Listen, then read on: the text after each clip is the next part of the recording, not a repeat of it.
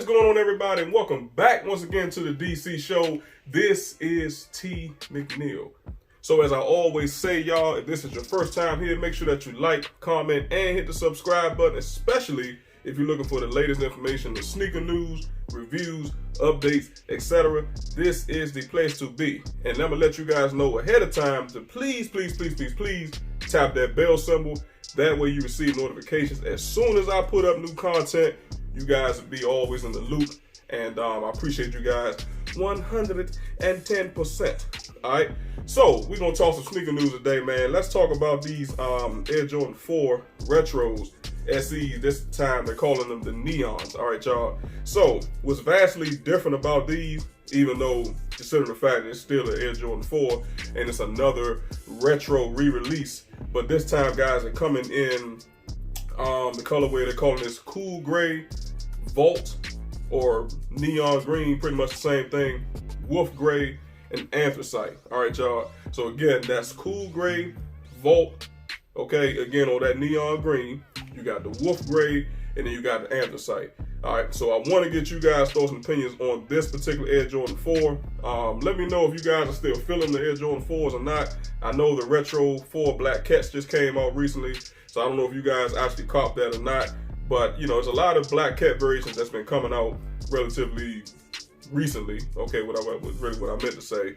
And I think it's pretty cool. Also, you have the Air Jordan 34 Black Cats that just recently released. So I still love the Black Cats, but we're gonna talk about these NEONS, man. So let you guys know they will be retailing for $225 US.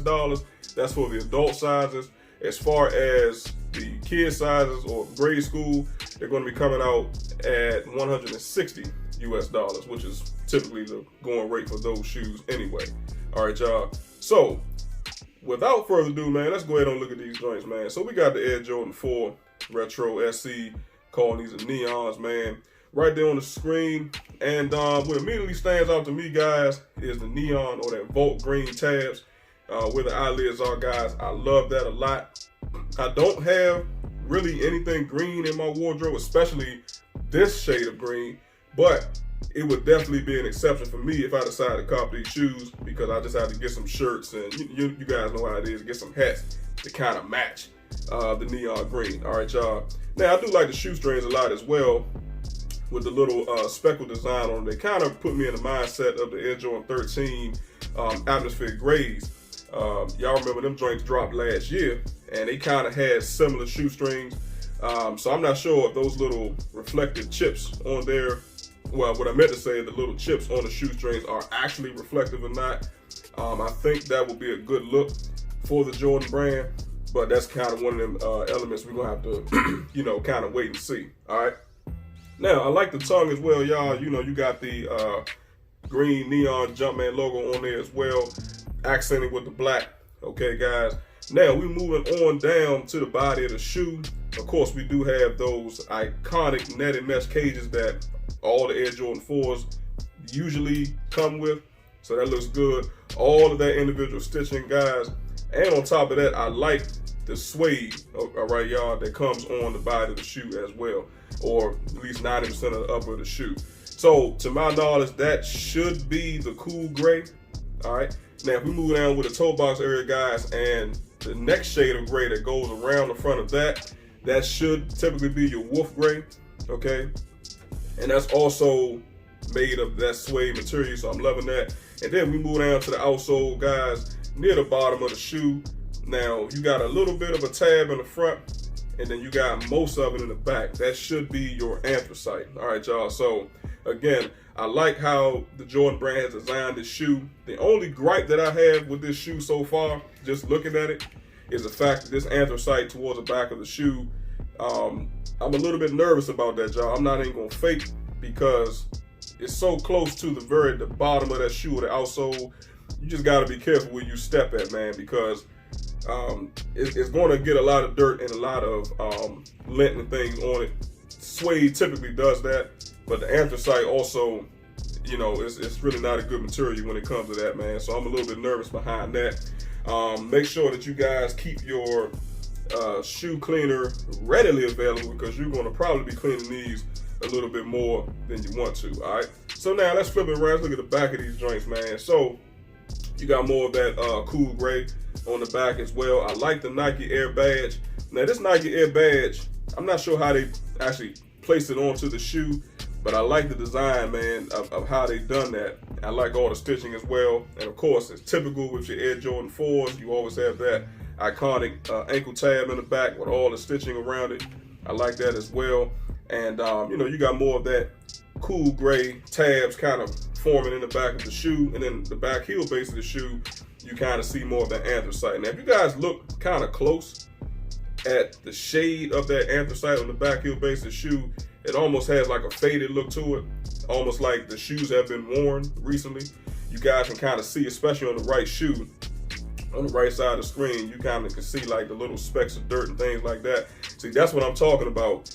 So you already know when you're walking around, especially if you make a mistake and walk in a grassy area, or you walk through some type of dirt or sand or something like that, I guarantee you it's going to get embedded onto the shoe just like you see right here. So that ultimately could be a deal breaker for me. That could be a problem, but you guys never know if you would still cop it, just knowing, you know what I'm saying, that the dirt and lint can still make it onto the shoe the way that it does. All right, y'all. Of course, the tongue, you know, I like that in the back. You can't see a lot of it, but I do like the interior portion of the shoe.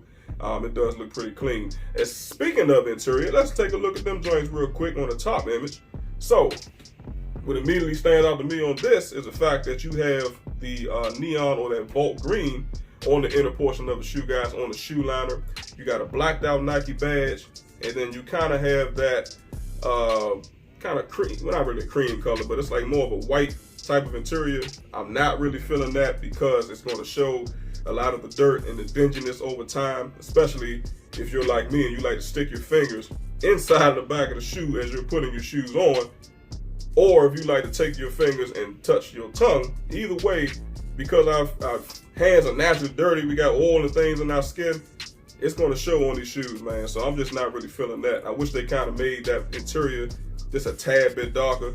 That way you won't really be able to see it. All right, y'all. So this is a better image right here of the tongue I was talking about, guys. Now, it has a two-tone effect on the Jumpman logo itself. You see one half is white, one half comes in that Vault green.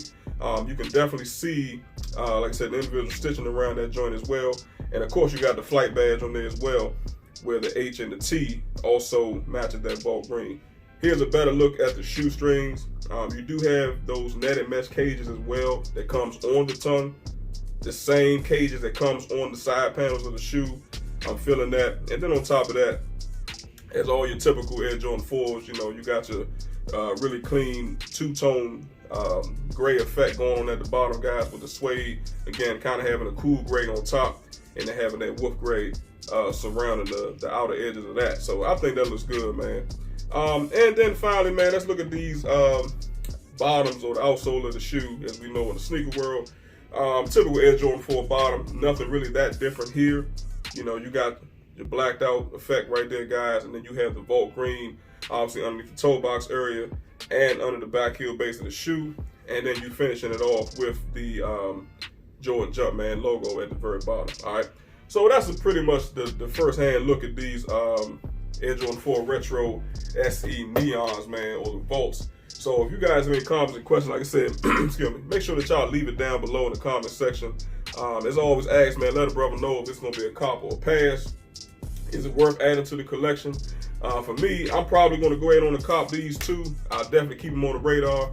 I don't have a pair of Air Jordan 4s, period. So I don't have the Retro 4s, the Breads. I don't have the Black Cats. You know, I don't have the What Does.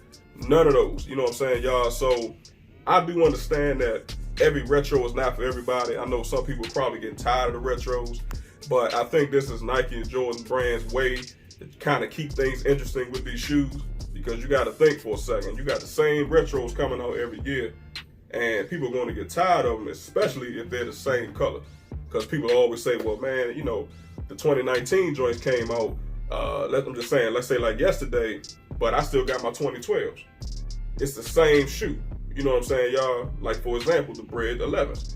Some people still got their 2012s, And then some people, you know, didn't get the 2012, so they got the 2019s. You see what I'm saying, y'all? So it just depends on the person, man, and what you feel in that particular day, all right? So like I said, man, any comments, questions, like I said, leave it down below. Again, guys, do not forget to like, comment, subscribe, and once again, tap that bell symbol.